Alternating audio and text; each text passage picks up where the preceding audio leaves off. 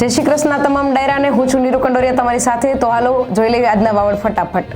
સરકાર સાથે ખેડૂતોની વાતચીત નિષ્ફળ। 21 ફેબ્રુઆરીએ ખેડૂતો દિલ્હી તરફ કરશે કૂચ।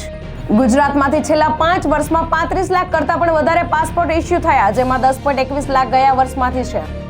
દુનિયાના સૌથી શક્તિશાળી પાસપોર્ટમાં ફ્રાન્સ અવ્વલ, ભારત 85મા સ્થાને। મરાઠા અનામત બિલ સર્વસંમતિથી પસાર, શિક્ષણ નોકરીમાં મળશે 10% અનામત। ગુજરાતની રાજ્યસભામાં ભાજપના 4 ઉમેદવાર બિનહરીફ વિજેતા જાહેર કરવામાં આવ્યા છે।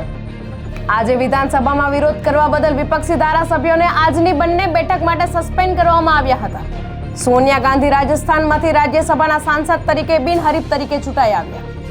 રાજ્યપાલ આચાર્ય દેવવ્રતજી આજથી 2 દિવસ જામનગરના પ્રવાસે પ્રાકૃતિક ખેતી સંમેલનનું સંબોધન કરીને નેવીમાં ભરતી થયેલા અગ્નિવીરના જવાનોની પાસિંગ આઉટ પરેડનું નિરીક્ષણ કરશે।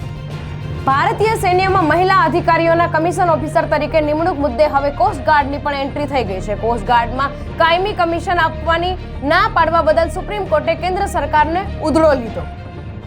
ઉનાળાની શરૂઆત પહેલા સૌરાષ્ટ્રમાં જળ સંકટના એંધાણ છે। સૌરાષ્ટ્રમાં 9 ડેમ સુકાઈ ગયા છે। 5 ડેમમાં 1%થી પણ ઓછો પાણીનો જથ્થો છે। 20 ડેમોમાં 90% જેટલા ખાલી થઈ ગયા છે।